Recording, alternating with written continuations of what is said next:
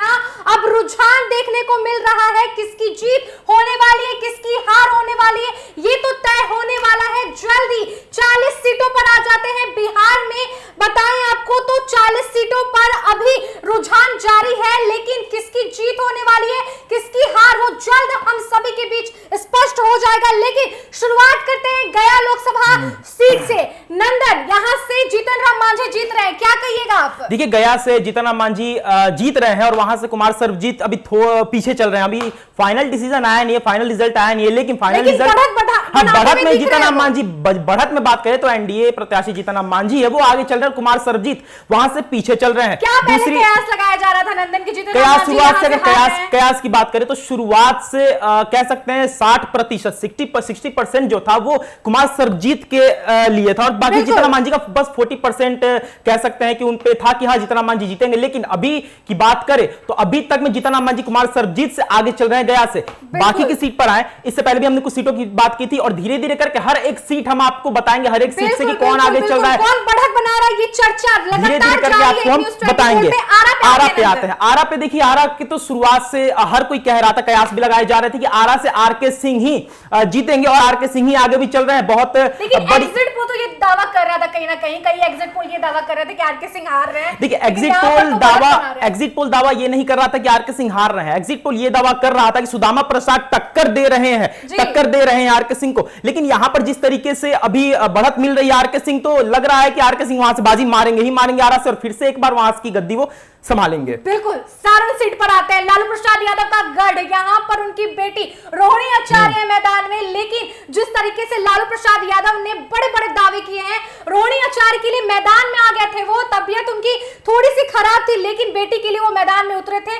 क्या लग रहा है कौन जीत रहे हैं सारण सीट से? सारण की अगर बात करें तो सारण से राजीव प्रताप रूढ़ी आगे चल रहे हैं। कहने वाली बात नहीं, इसके पहले भी बहुत सारी बातें हुई थी। रोहिणी आचार्य क्या उनका राजनीतिक करियर है, शुरुआत है उनका, वहीं पर राजीव प्रताप रूढ़ी बहुत ही कद्दावर है उनके सामने और लगातार वो सारण पर बने हुए हैं। और वहां से उम्मीद थी नंदन की रोहिणी आचार्य का ये करियर शुरुआत हुआ था राजनीति में। देखिए, बहुत सारी बातें थी, आपने सही कहा कि उम्मीद थी। वहां पर लालू प्रसाद यादव भी गए थे वहां पर समर्थन करने, वहां के लोग, वहां के कुछ बातें भी हुई थी। लेकिन बात करें वहां की अगर सारण की, तो वहां राजीव प्रताप रूढ़ी वहां से आगे चल रहे हैं इस वक्त, वहां से भी एनडीए आगे है। तो राजीव प्रताप रूढ़ी बढ़त बना रहे हैं, उसके आगे चलते हैं, हाजीपुर सीट पर आ जाते हैं चिराग पासवान, एक बिहार के नौजवान चेहरे। क्या लगता है चिराग पासवान जीत रहे हैं? ऐसे तो बढ़त बनाते हुए दिख रहे हैं चिराग पासवान। देखिए, कौन जीत रहा है कौन नहीं जीत रहा है ये तो रिजल्ट बताएगा ना, लेकिन बढ़त की अगर बात करें तो वो चिराग पासवान वहां से आगे चल रहे हैं। हाँ। शिवचंद्र राम की बात करें तो पीछे चल रहे हैं, चिराग पासवान वहां से आगे चल रहे हैं। इसके पहले भी हमने कहा था और बहुत सारे एग्जिट पोल्स का भी दावा था कि चिराग पासवान वहां से जीतेंगे, और चिराग पासवान की बात करें तो वहां से आगे चल रहे हैं। और यही दावा किया था, आपको याद होगा नंदन, हम लगातार ये कवर कर रहे थे कि चिराग पासवान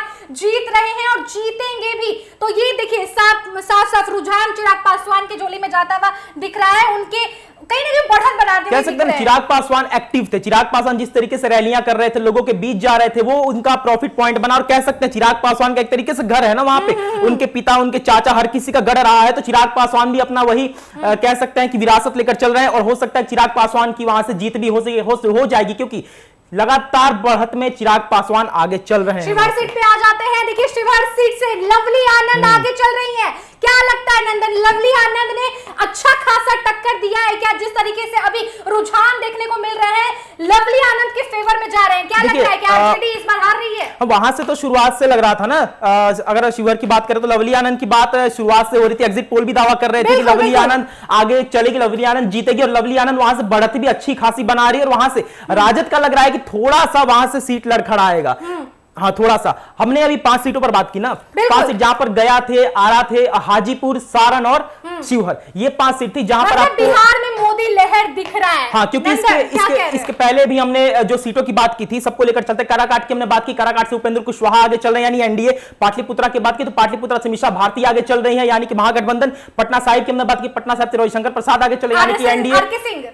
और आरा की बात करें तो आरके सिंह एनडीए, वहां से ये सारण की बात करें तो सारण से राजीव प्रताप रूढ़ी आगे चल रहा है, हाजीपुर से चिराग पासवान, यानी कि एनडीए की जहां तक बात करें एनडीए बढ़त में है, एनडीए बिहार में बढ़त में है। हमने अभी कुछ सीटों पर चर्चा की, आगे भी हम आएंगे और आगे भी लगातार आप बने रहेंगे और सीटों पर चर्चा करेंगे और आपको बताएंगे जिस तरीके से बिहार की 40 सीटों पर रुझान है, आखिर क्या रिजल्ट निकलकर सामने आता है, क्योंकि 4 जून का इंतजार हर किसी को था। 4 जून का इंतजार टीवी पे, चैनल पे सब कोई नजर गड़ाए बैठे हुए हैं 40 सीटों पर कौन बाजी मारने वाला है, ये बहुत बड़ी बात हो जाती है। अभी तक की बात करें, वोटिंग की बात करें, जिस तरीके से गिनती हो रही है वहां पर, तो एनडीए का जो कह सकते हैं ना, एनडीए का बहुत सही चल रहा है इस वक्त बिहार में। अब फाइनल रिजल्ट बताएगा क्या होता है, लेकिन बढ़त की बात करें तो हमारे अपने जितने भी खबर सुने हमने, जितने भी आपको बताया कि कहां पर कौन आगे चल रहा है, आप देख सकते हैं। बाकी धीरे धीरे करके और सीटों पर भी हम चर्चा करेंगे और आपको बताने का प्रयास भी करेंगे।